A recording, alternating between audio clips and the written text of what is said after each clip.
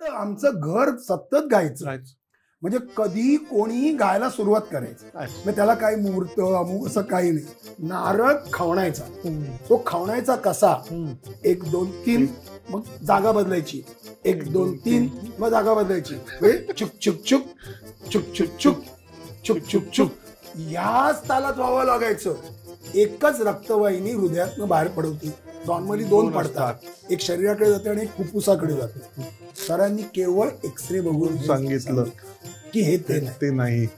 तिसरं गाणं होतं परिकथेतील राजकुमारा. स्वप्नी माझ्या येशील का. ऑडियन्स मधला एक म्हणाला ओ.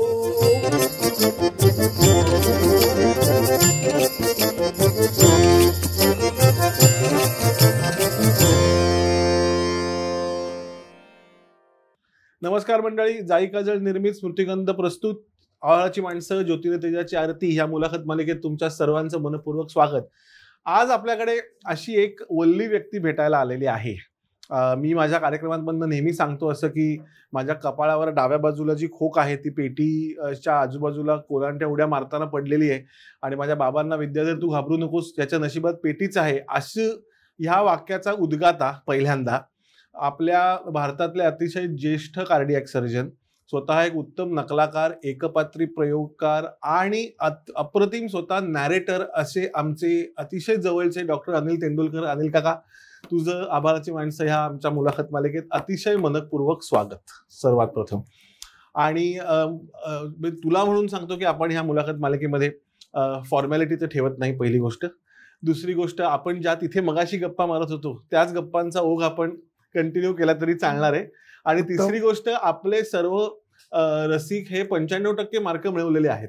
त्यामुळे आपण 95% आणि पुढच्याही गप्पा 100%पर्यंतच्या गप्पा मारू. जसं तू मग अशी म्हणलास की 100%ला आम्ही GS ला एंट्रन्स क्लोज करतो, तशा पद्धतीने मारू शकतो. तर मला सुरुवातच तुझ्या जन्मापासून करायची, त्यामुळे आता तुझ्या जन्मापासून सुरुवात तू स्वतःच कर. म्हणजे असं म्हणतात की माझ्या आई वडिलांचं लग्न 1948 साली लागलं. हे म्हणतात नाही लागलं, हे सत्य आहे. पण माझ्या वडिलांच्या डोक्यात फार पूर्वीपासून कुटुंब नियोजन. बरं. त्यामुळे 4 वर्ष त्यांनी 1948 साली मूल होऊ दिलं नाही. बरं. त्याच्यामुळे आणि माझे वडील अत्यंत गरिबीतनं येऊन सुद्धा प्रचंड शिकले. UDCTच्या मधून केमिकल इंजिनियर झाले आणि त्या काळी केमिकल इंजिनियरना नोकऱ्या नव्हत्या. त्यामुळे ते इंग्लंडला जाऊन मेटॅलर्जिकल इंजिनिअरिंग मधली PhD केली. बरं. आणि हे सगळं स्कॉलरशिपवर केलं. अत्यंत गरिबीची स्थिती. मग त्यांनी सांगितलेल्या गोष्टी इथे सांगत गेलो तर तेच सांगत बसावं लागेल. तर लग्न होऊन सुद्धा 4 वर्ष त्यांनी कुटुंब नियोजन केल्यामुळे घरात प्रचंड टेन्शन. आता काय गंगाधरला अजून मूल कसं. तेव्हा माझ्या मोठ्या आतेने नवस केला. तेंडुलकरांची अनला देवी, आज उत्सव चालू आहे तिकडे अनला देवीचा, त्या सोमुहूर्तावर आपण ही मुलाखत घेतोय. तर माझ्या आतेने नवस केला की जर माझ्या बापूला भावाला मूल झालं तर तुझं नाव ठेवी. पण मी आईच्या पोटात असताना बाहेर जायला तयार नाही. बरं. डेट उलटून गेली आणि एका डॉक्टरने चक्क जाहीर केलं की हे मूल मेलंय. आई ग.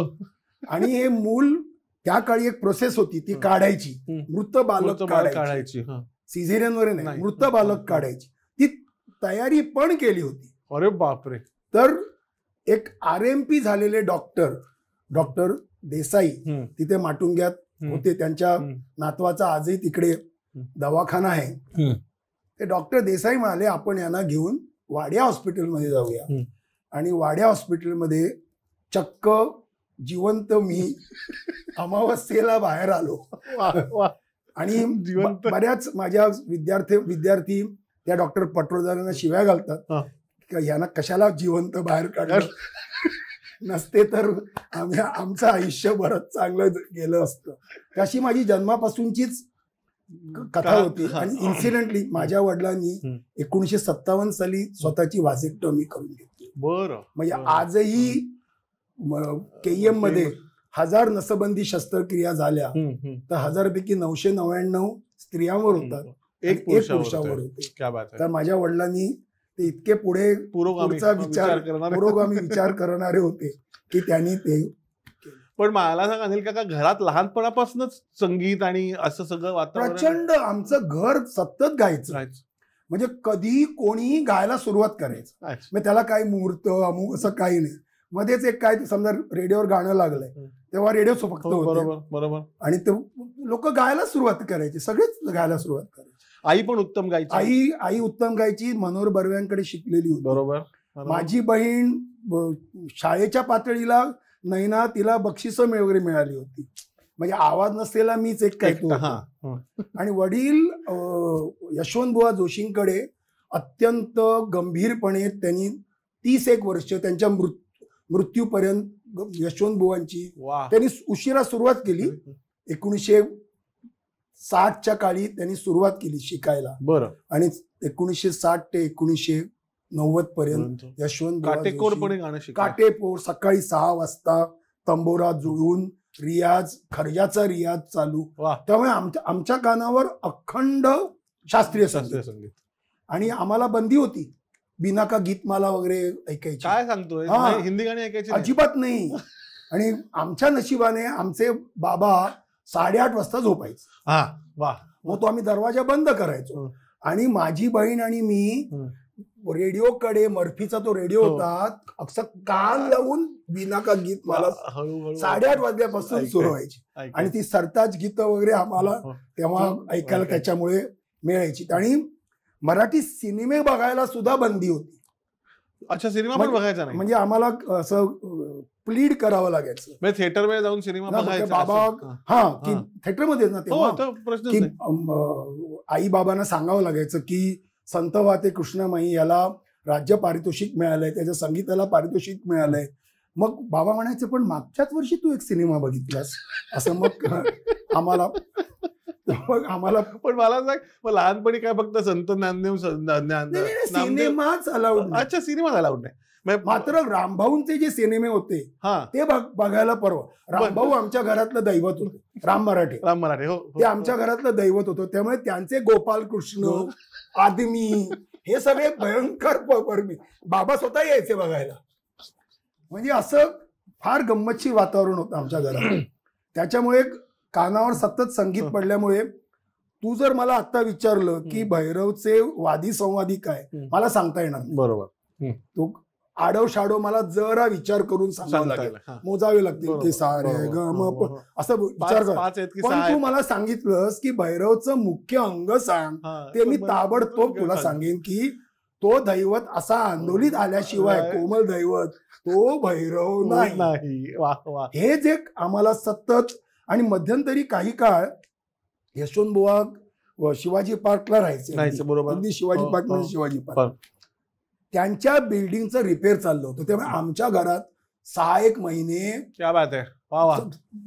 बुवांचे वर्ग आमच्या घरात चालायचे. त्याच्यामुळे हेच सगळं तयार होतो. हमीर मधला तो ध म प ग म असा तो आल्याशिवाय तो हमीरच नाही. म्हणजे हे सतत. आणि एवढं मला वाटतं ग्वाल्हेरचं एवढं घराणं ऐकून ते मगाशी सांगितलं ते सांग ना, ती तान कशी संपली पाहिजे ती अर्धी मात्रा. त्याच्या मागची पार्श्वभूमी अशी आहे की गजानन बुवा जोशी सुद्धा आमचे फार स्नेही होते. म्हणजे गजानन बुवांनी आमच्या वडिलांसाठी 2 त्या काळी 900 रुपयाचा 1960 साली 900 रुपयाचा तंबोरा बांधून खास मिरजेहून सतारमेकर यांच्याकडून आणलेला माझ्या बाबांसाठी. एवढी आमची गजानन बुवांची स्नेही होते आमचे. आणि बुवा आमच्या घरी गायचे. घरात आमच्या खूप मैफिली व्हायच्या आणि बुवा व्हायलिन घेऊन यायचे. आणि आम्ही लहानपणी आम्हाला फार कौतुक वाटायचं. बुवा गाता गाता थांबायचे आणि व्हायलिन वाजवायला सुरुवात करायची. आणि मग व्हायलिन वाजता थांबायची आणि गायला सुरुवात करायची. आणि कोणालाही त्यात काहीही वावगं वाटायचं. हे जास्त ते गंमत ती पुढची. तर माझ्या वडिलांचे अत्यंत बालमित्र नारायण पाटकर हे गोरेगावात राहायचे. आणि त्यांची मुलगी जयश्री पाटकर ही शास्त्रीय संगीत, आता जयश्री पाटणेकर बऱ्यापैकी उच्च प्रतीची गायिका. आणि त्या काळी तिला राष्ट्रीय पदक मिळालं होतं पहिली आली होती तर दुसरी आली होती. तर माझ्या वडिलांनी सांगितलं की नारायण, तू आता गजानन बुवांकडची शिकवणी लावल्याशिवाय हिचं काही पुढे जाणार नाही. तर त्यांनी लावली गजानन बुवांची शिकवणी. तर बुवा डोंबिवलीहून सकाळी 6 वाजता गोरेगावला घरात, पाटकरांच्या घरात, गोरेगाव पूर्व इथे पोचलेले असायचे. जयश्री आधीपासून तंबोरा लावून बसलेली असायची. आणि म्हणजे निष्ठा. बरोबर. आणि त्या काळी डोंबिवली ते दादर दादर दादर दादर गोरेगाव, गोरेगावून चालत चालत जयप्रकाश नगर, गोकुळ मध्ये ते 3 तासाचा तरी प्रवास होता आरामात.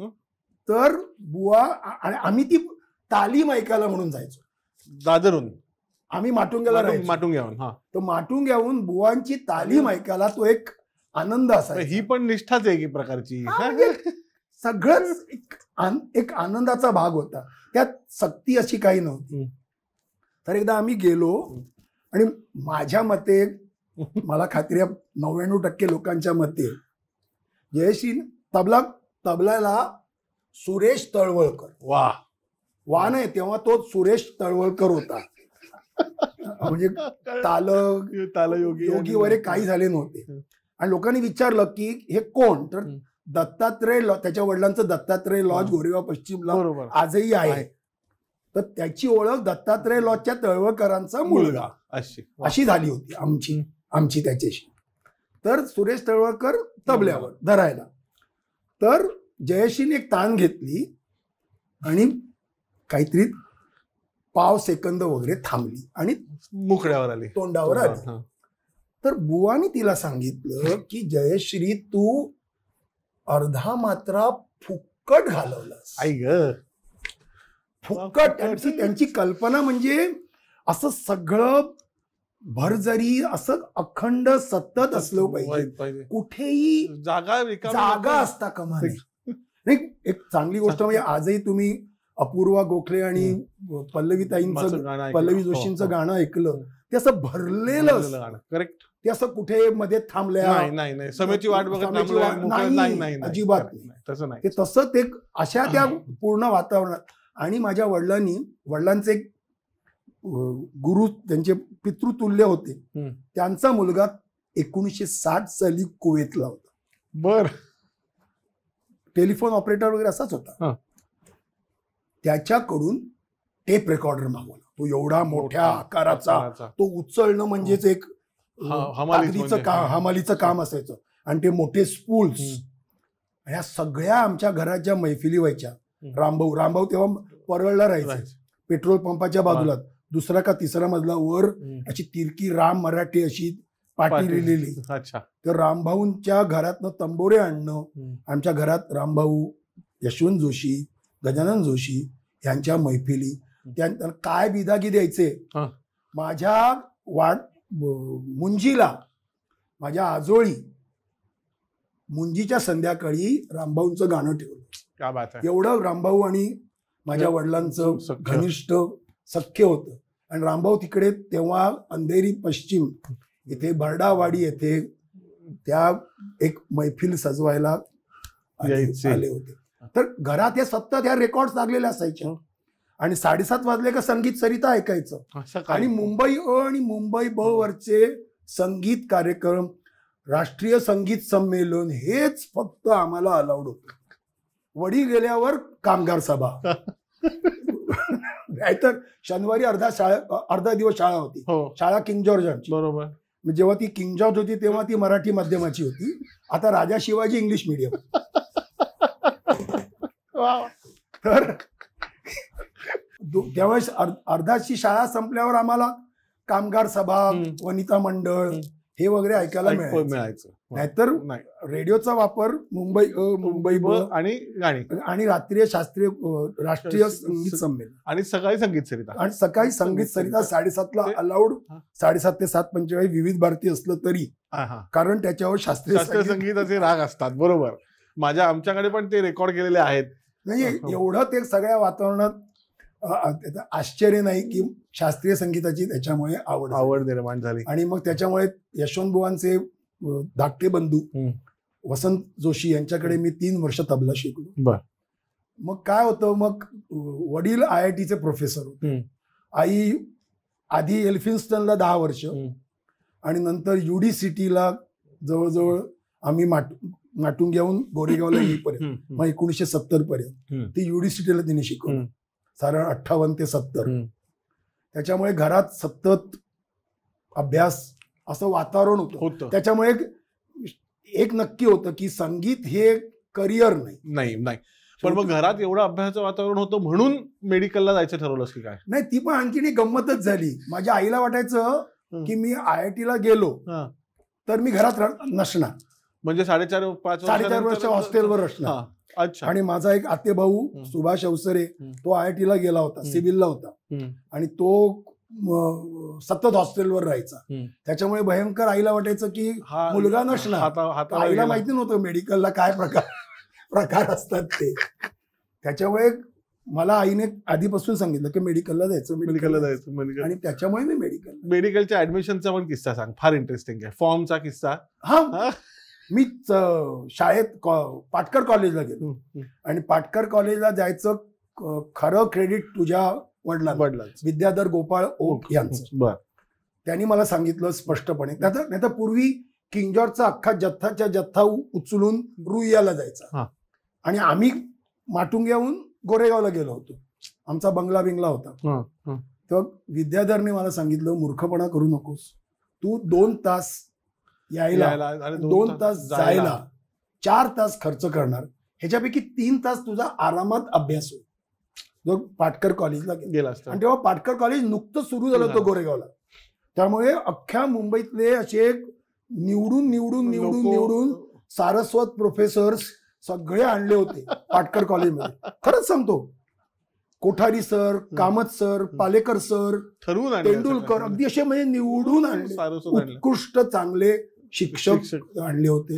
आणि तेही म्हणजे असे मनापासून शिकवणारे होते. एक आंबेडकर मॅडम होत्या, लौल म्हणून एक होते, मोघे म्हणून होते, बॉटनी शिकवायला, झुऑलॉजी शिकवायला, म्हणजे उत्कृष्ट. त्याच्यामुळे मला आजही कशाही प्रकारची खंत नाही की अरे रुईयाला पाहिजे होतं रे, नाही रे, असं अजिबात नाही. तर मी चक्क मेरिट लिस्ट मध्ये 5वा होतो. क्या बात आहे. आणि कॉलेजमधून पहिला म्हणून मी गेलो GS मेडिकल कॉलेजवर. त्या 3 म्युनिसिपल कॉलेजमध्ये फॉर्म असे आलटून पालटून वाटतात.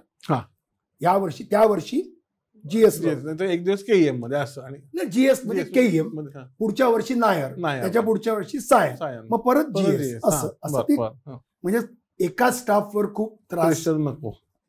तर मी गेलो आपला फॉर्म आणायला. 2 रांगा होत्या, एक ऑफिसकडे आणि एक डीनच्या ऑफिसकडे. तर आपण शॉर्टकटवाले, ऑफिसकडे रांग कमी होती, मी ती उचलली आणि फॉर्म उचलला आणि परत आलो. गाडीत बसतो तेव्हा, ट्रेनमध्ये बसतो तेव्हा वाचलं खरं, त्याच्यावर स्कूल ऑफ फिजिओथेरपी आणि ऑक्युपेशनल थेरपी असं लिहिलं होतं. तर मला वाटलं ज्याला आपण मेडिकल म्हणतो त्याचं खरं नाव फिजिओथेरपी आणि ऑक्युपेशनल थेरपी असायचं. आणि माझे वडील ना, त्यांच्याकडे ते मेटलर्जीचे जागतिक कीर्तीचे शास्त्रज्ञ होते. तर त्यांच्याकडे अखंड वेळ elements of metallurgy, ABC of metallurgy अशी पुस्तकं असायची. ते एकदा मी बाबांना कुतूहलाने विचारलं होतं. आम्ही आई वडिलांना आई बाबा म्हणायचो, म्हणजे डॅडी मम्मी पप्पा वगैरे.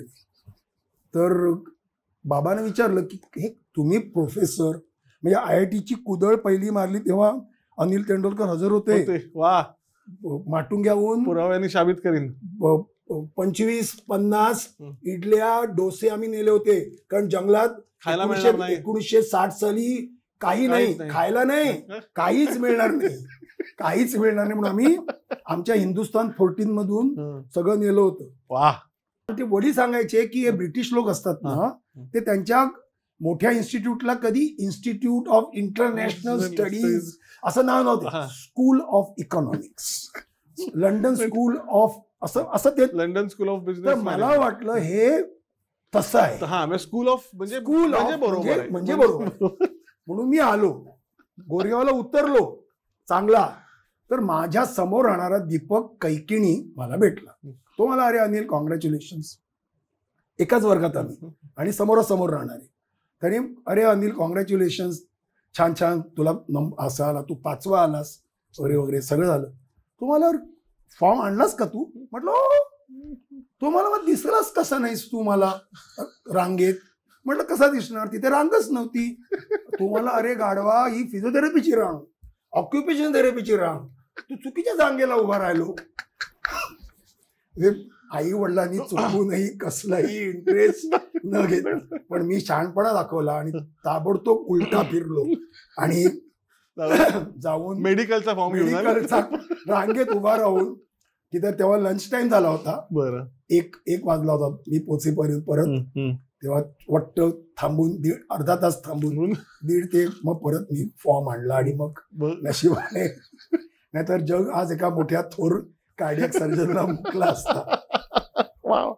वा, अनिल काका, तुझ्या आयुष्यामध्ये तुझ्यावर पगडा असण्यासाठी तुझ्या शिक्षकांचा खूप मोठा हातभार आहे. म्हणजे जसं तू आता म्हटलास शाळेपासून ते आणि नंतर एस्पेशली नंतर मेडिकलला गेल्यानंतर शिक्षकामध्ये माझे वडील आणि आई. मला सांग, तू एक आता मगाशी मागे किस्सा सांगितलं की आईला तबल्याचं भयंकर वेड होतं, तालाच, तर ते कपडे धुणं आणि नारळ खाणं. माझ्या आईचं मोठं कॉन्ट्रीब्युशन म्हणजे आज जाणवतंय.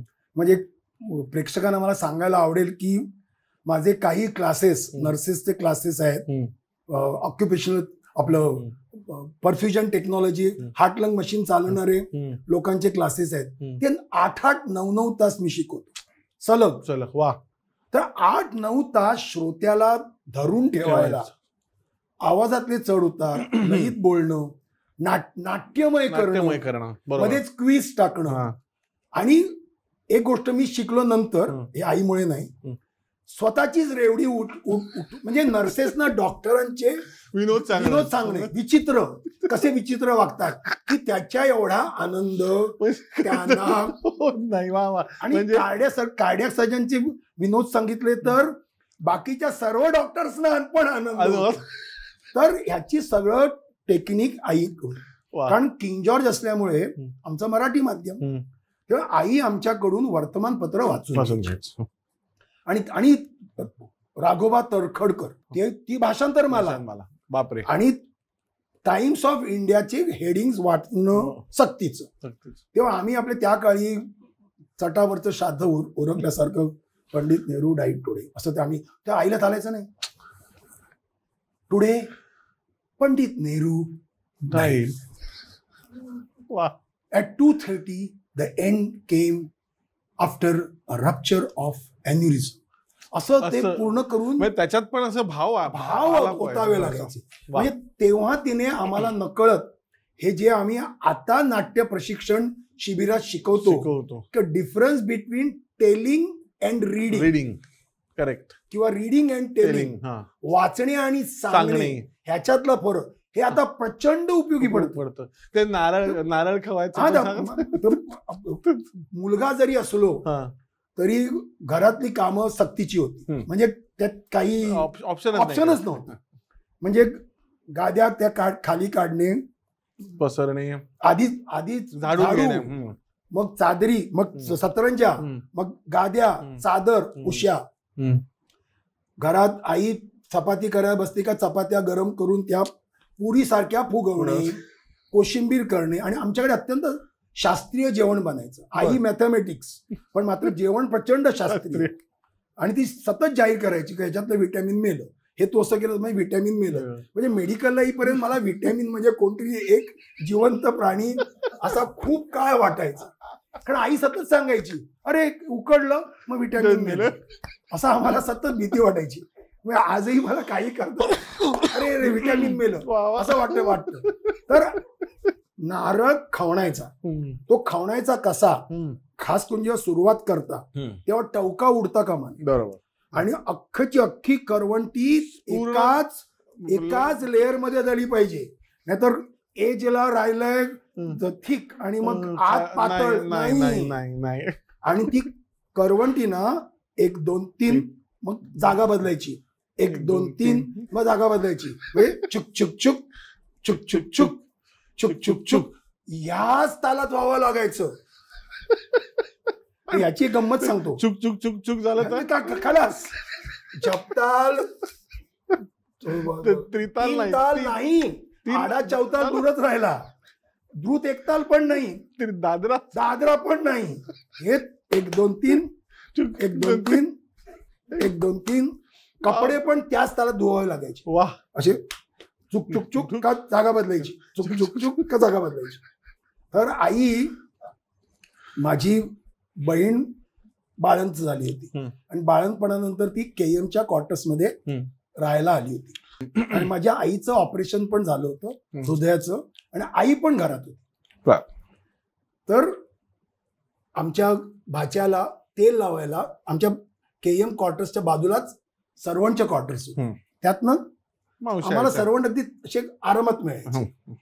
तर ती एक सोमवती देवी म्हणून मालिश करायला आली होती. तर आईचं मालिशचं पण एक पद्धत होती. ते अत्यंत रिदमिक, उजवा हात क्लॉकवाईज आणि डावा हात अँटी क्लॉकवाईज, हे असं करावं लागलं पाहिजे. तर सोमवती देवीने तेल लावलं आणि असं असं काहीतरी करायला लागलं. त्या आईने आजारी असणे, she was recovering from coronary bypass surgery, तरी तिने त्या स्थितीत पण तिला, म्हणजे शिक्षकाचं हे किती होतं बघा. ती त्या स्थितीत सुद्धा तिने सांगितलं की ये देखो ऐसा ऐसा असंच. परत सोमवती देवीने असा आडवा अक्षांश रेखांशासारखे हात फिरवले, ब्रश मारल्यासारखे हात फिरवले नाही. तिने आईने परत सांगितलं. मग सोमवती देवीने एक छोटासा प्रश्न केला की आपको कितने बच्चे. तर आई म्हणाली 2.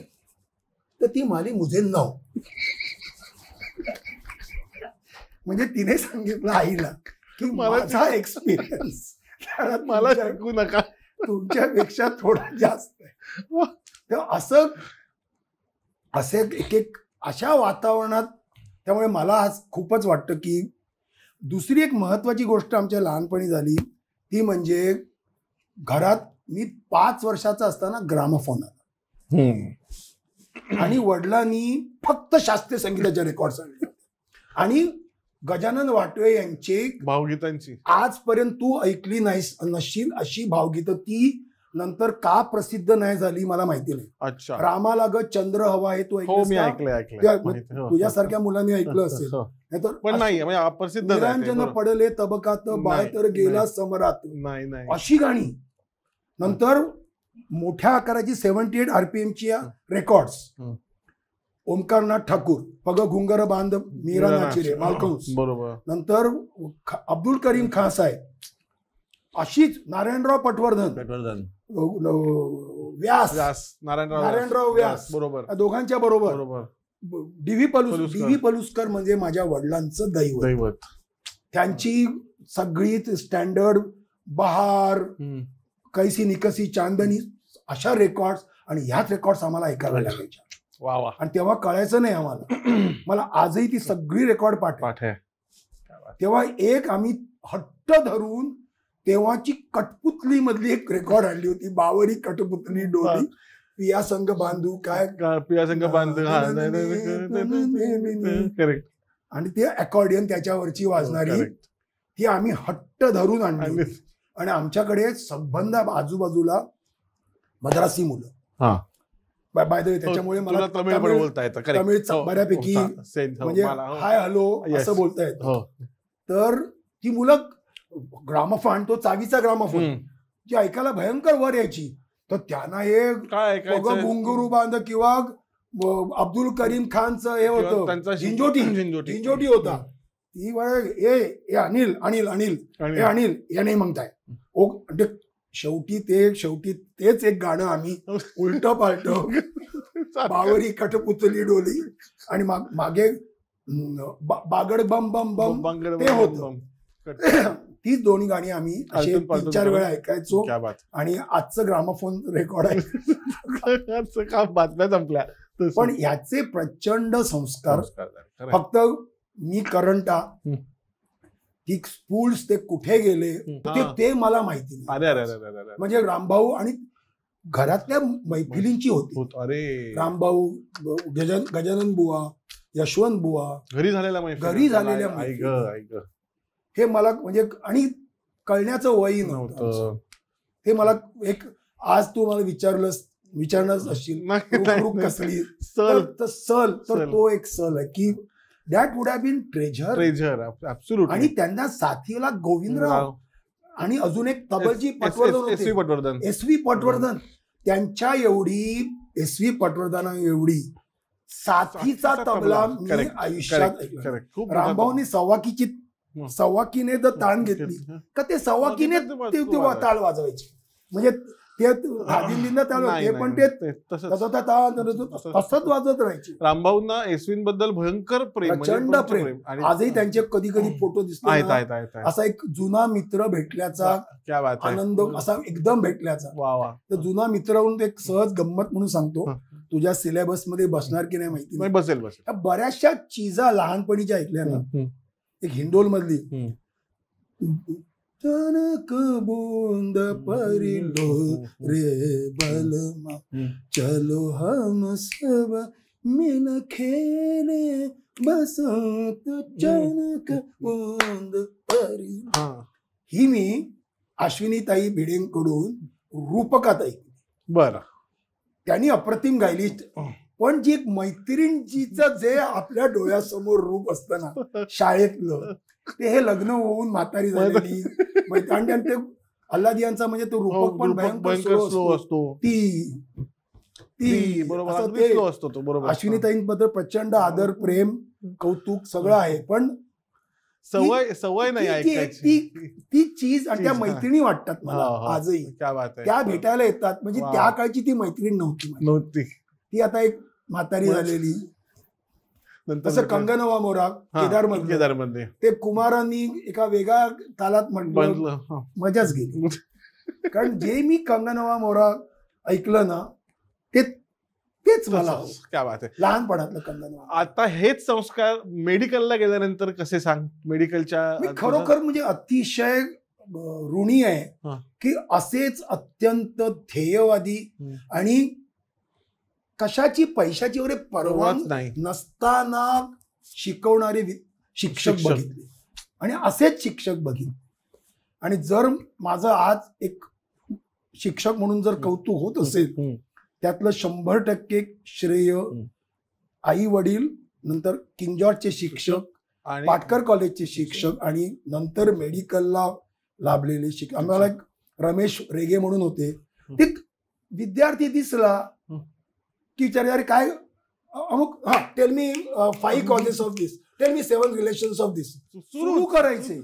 म्हणजे 3:30 संध्याकाळचे वाजलेत, हा मुलगा कंटाळला असेल, विचारच नाही, शिकवायचं. काही आलं का शिकवायचं. नंतर रवी बापट सर दर रविवारी, जेव्हा रविवारी बाकी सगळे लोक पुढे येत नाही, पळतात, रवी बापट सर दर रविवारी न चुकता सकाळी 9 ते 12-1 मुलांना केस प्रेझेंटेशन शिकवायचं. बापरे. आणि सरांचा एमच एक असायचा की ह्या मुलाची मारूनच ठेवायची, वाकडे तिकडे प्रश्नच विचारायचे. पण मुलांचंही कौतुक की मुलंही रवी बापट सरांना घाबरून पळायची नाहीत. ती अशी तयारी करून यायची की तुम्ही काही विचारा.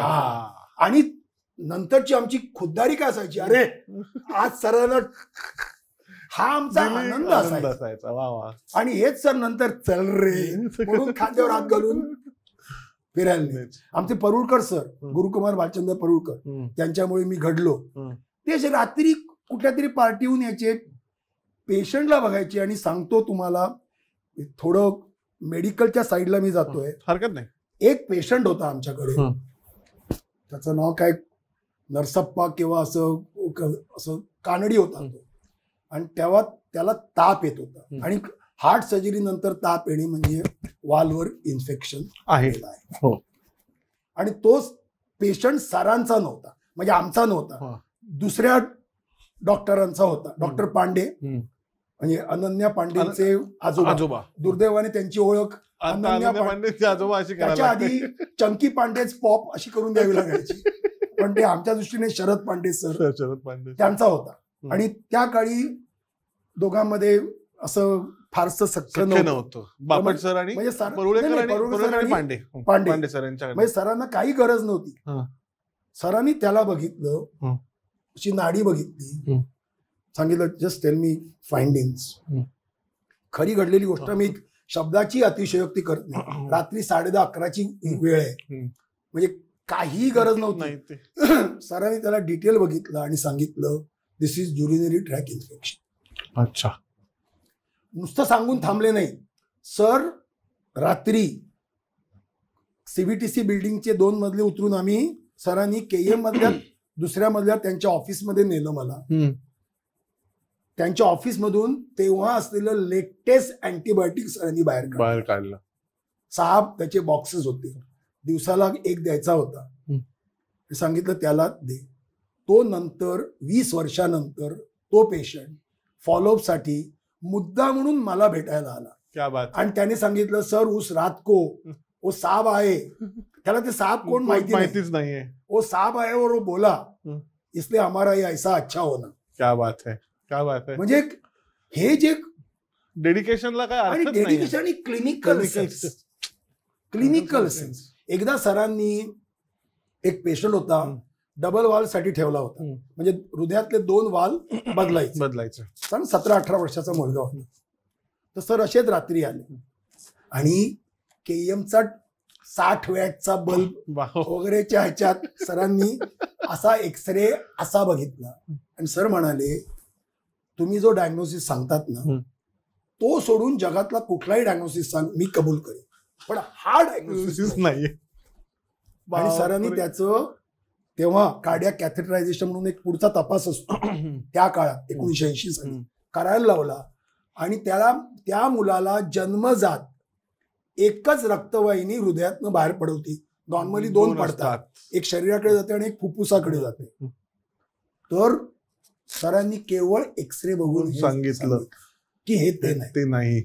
म्हणजे हे प्रचंड क्लिनिकल सेन्स, शिकवण्याची इच्छा. आणि म्हणजे सर आम्हाला सांगायचे, फोन आला तर मिसेस परुळकर, रात्री मिसेस परुळकरांचा फोन यायचा का हे अजून आले नाही 12-1 वाजता, तर ते सांगायचे हा फोन मिसेस परुळकरांचा, tell her patient is very serious. मग आम्ही असे patient is very serious madam असं सांगायचो. कदाचित मॅडम नाही माहिती असेल की हे खोट. पण याच्यात म्हणजे अनिल काका त्या विषयातलं नॉलेज आणि त्याचा एक्सपिरियन्स आणि ते अडॉप्ट तिथे ते वापरणं आणि लोकांना ते फुकट देणं. क्या बात आहे. हे म्हणजे संगीतात असो की कुठेही काही असो. बरोबर. म्हणजे गोविंदराव आणि तुझे वडील यांच्या गोष्टी ज्या आहेत ना तसंच, म्हणजे काही हातचं न राखता गजानन बुवा आणि जयश्री पाटणेकर म्हणजे हातचं न राखता जुन्या काळी म्हणे ते चिजेचा फक्त मुखडाच द्यायचे, अंतरा द्यायचेच नाही. घ्या शिका वरवा. म्हणजे मला सांगायला अभिमान वाटतो की हे त्यांचं ज्ञान नंतर फुकट जाऊ नये म्हणून मी आता ई पुस्तकं तयार केली. क्या बात आहे. आणि ती फुकट आणि सर्व सदा सहज उपलब्ध आहे. Available free and freely available. अरे वा. या दोन्ही प्रकारे ती क्या बात. आणि प्रत्येक वेळी मी गुरु मानलंय आणि सांगितलंय की त्यांनी हे फुकट दिलं. आता मला त्याच्यावर अधिकार नाही. क्या बात. अनिल काका तुझ्या मेडिकलच्या जीवनात असंख्य गमती घडल्यात हे आपल्याला मला माहितीच आहे, कारण मी अनेक वर्ष तुझ्याकडनं घरी असल्यामुळे ऐकतोय. पण त्याच्यातल्या काही जरा आपल्या ऑडियन्स साठी आज तो मला किस्सा आवडेल की. पण माझा एक कार्यक्रम आहे मी फजित. हो मी त्याच्याबद्दल सांगणार आहे. पण नाही त्याच्या बाहेरच्या लोक दगड नाही त्याच्या बाहेरचा मला तो मी एक न सांगितलेली तुलाही न सांगितलेली गंमत सांगतो. नुकताच पाटकर कॉलेजमध्ये मी गेलो होतो 69 सालची गोष्ट. आणि तेव्हा मी पेटी बऱ्यापैकी वाजवायचो. तर आमचा कॉलेजचा एक ऑर्केस्ट्रा होता. तर ऑर्केस्ट्रामध्ये वट्ट 2 जण होते, एक हार्मोनियम आणि एक हसमुख म्हणून होता, तो ढोलक, ढोलकी, खोळ आणि स्वतःची घेऊन यायचा. अच्छा. आणि तो मस्तपैकी वाजवायचा. तर आम्ही आमच्या पाटकर कॉलेज एकदम शामळू लोकांचं कॉलेज, आणि असं आम्ही एक ऑर्केस्ट्रा बसवला होता आणि गाणी अशी बसवली होती. तर आम्हाला एक इन्चार्ज प्रोफेसर असतात, तसे एक इन्चार्ज प्रोफेसर होते. ते असे अधूनमधून तालमीला यायचे आणि सांगायचे की there should be some energy आणि audience participation. There is no, I don't think this songs will invite audience participation, असं ते परत परत सांगायचे. तर आम्ही आपल्या परंपरेने पहिल्यांदा देवाची पूजा म्हणून अल्लाह तेरो नाम ह्याने सुरुवात केली. तर जेव्हा चांगली प्रॅक्टिस केली तेव्हा आम्ही 1-2 महिना, आणि अनिल तेंडुलकर तेव्हा मधलं ते म्युझिक पण वाजवायचे. अरे वा वा, मालिक तेरे बंदे, ते सगळं अगदी, अरे वा वा, मग ते जमायचं नाही. बऱ्यापैकी पाटकर कॉलेजच्या लोकांना इम्प्रेस करणारं म्युझिक सगळं आम्ही तयारी केली. तर पहिलं झालं अल्लाह तेरो नाम फ्लॅट, एकाही श्रोत्याने कसली टाळी पण नाही वाजली. नंतर दुसरं होतं ए मालिक तेरे बंदे हम, कोरस शांत फ्लॅट. आणि आमचे सर आले, what is this, there is no audience participation. आम्ही म्हटलं ओके, तर आम्ही काय करणार, आता कार्यक्रम सुरू झालेला आहे. तिसरं गाणं होतं परिकथेतील राजकुमार. अरे त्याच्यावरचं ते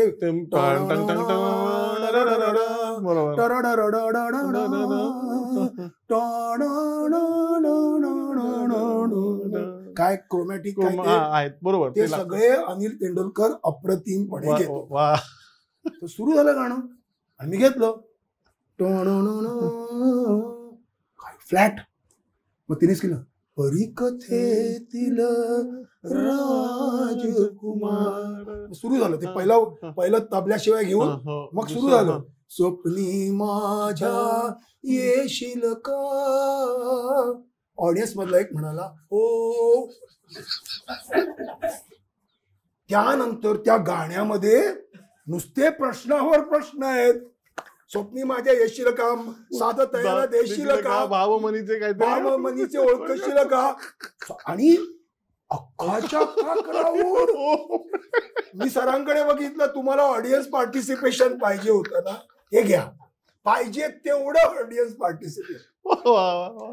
तर पाटकर कॉलेज मधली म्युझिकची एक तुला आतापर्यंत न ऐकलेली बरोबर, म्हणजे फार डेंजरस गाणं आहे खरं, खूप डेंजरस. म्हणजे आणि कॉलेजमध्ये तर म्हणायला भयंकर खतरा गाणं, म्हणजे जवळपास प्रपोजच केलंय ना असं म्हणायला हरकत नाही. आणि सगळा क्राऊडचे क्राऊड, म्हणजे जो अल्लाह तेरो नाम ह्याला त्यांनी टाळ्या पण नाही वाजवल्या. साधं तयाला देशील का, हो सगळेजण, म्हणजे कल्पना. आणि पाटकर कॉलेजची शामळू मुलं 1969, तर म्हणजे अजूनही शामळू आहेत. तेव्हा तर काय, माझ्याकडे बघून कळेल तुला. तर तसं KEM कार्डियाक सर्जरी. तर मी आई वडिलांमुळे फुल टाइम मध्ये राहायचं ठरवलं. म्हणजे आई वडील शिक्षक, वडील शिक्षक, आई शिक्षक, तेच एक वेगळा चार्म असतो. रिसर्च, शिकवणं, पेपर्स, प्रेझेंटेशन वगैरे ठरवलं. तर माझा एक सिनियर होता मनोज कामदार. तो मला, अरे तेंडू तू फुल टाइम होने का है ना, तो तुम कार्डियक सर्जरी ले. General surgery, general cardiac surgery तुला खरोखर तुला बिझी ठेवेल. तर मी कार्डियक सर्जरी, आमच्याकडे हाऊस पोस्ट तेव्हा असायची, 6 महिने हे 6 महिने ते, सब जनरल सर्जरी, ऑर्थोपेडिक सर्जरी 6 महिने, असं करून मी कार्डियक सर्जरीमध्ये 3री पोस्ट, म्हणजे बऱ्यापैकी अनुभवी असा गेलो. तर कार्डियक सर्जरीमध्ये त्या काळी आणि आजही मला खात्री आहे, आम्ही तिकडेच इंटेन्सिव्ह केअरमध्ये सकाळी ऑपरेशन, मग इंटेन्सिव्ह केअरमध्ये पेशंटला बघायचं, म्हणजे बघत राहायचं, आणि तिकडेच झोपायची एक कॉट होती, अशी छोटीशी खोली, तिथे आम्ही झोपायचो. आणि म्हणजे मी लवकर उठतो असं मला सांगायचं नाहीये, म्हणजे तुला वाटेल कदाचित रेफरन्स असं आहे की मी सकाळी लवकर उठतो. सकाळी 4ला उठून, माझ्या तेव्हाचं शेड्यूल असं होतं, सकाळी 4ला उठून, आमच्या वॉर्डमध्ये, कार्डियक सर्जरी वॉर्डमध्ये टीव्ही होता तेव्हा 1978 साली. आणि बाकी आणि अख्खं केईएम आमच्या वॉर्डात टीव्ही बघायला, छायागीत बघायला गुरुवार संध्याकाळ यायचं. आणि आमच्या वॉर्डचं दुसरं वैशिष्ट्य, आमच्या वॉर्डमध्ये फिश पॉन्ड होता. अच्छा, म्हणजे pond with fish, fish pond नाही, पॉन्ड विथ अ फिश. आणि आमचे सगळे म्युन्सिपल सर्वंट पेशंटची काळजी घेणार नाहीत, पण फिश पॉन्ड मध्ये त्यांना खायला घालणं हे अत्यंत काटेकोर आणि उत्साहात प्रेमाने काळजी. पेशंटचं काही येऊ दे.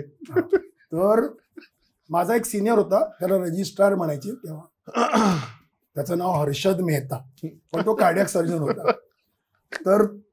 तर मी सकाळी 4ला उठायचो, इंटेन्सिव्ह केअर वॉर्ड पूर्णपणे बघायचो आणि मग मी रूमवर जायचो. रूमवर फक्त आंघोळ आणि प्रातर्विधी करून ब्लड बँक मध्ये जायचं असायचं आम्हाला, की आम्हाला हार्ट सर्जरीला नुसतं ब्लड लागायचं, ते स्थिती काय, मग नाश्ता करायचा आणि परत यायचं, असं माझं शेड्यूल होतं.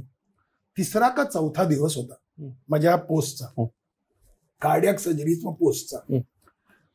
तर मी तेव्हा पण बराच स्थूल होतो, त्याच्यामुळे वजनदार व्यक्तिमत्व, त्यामुळे मी जिन्याने वर येत होतो आणि हर्षद मेहता वरून खाली येत होता.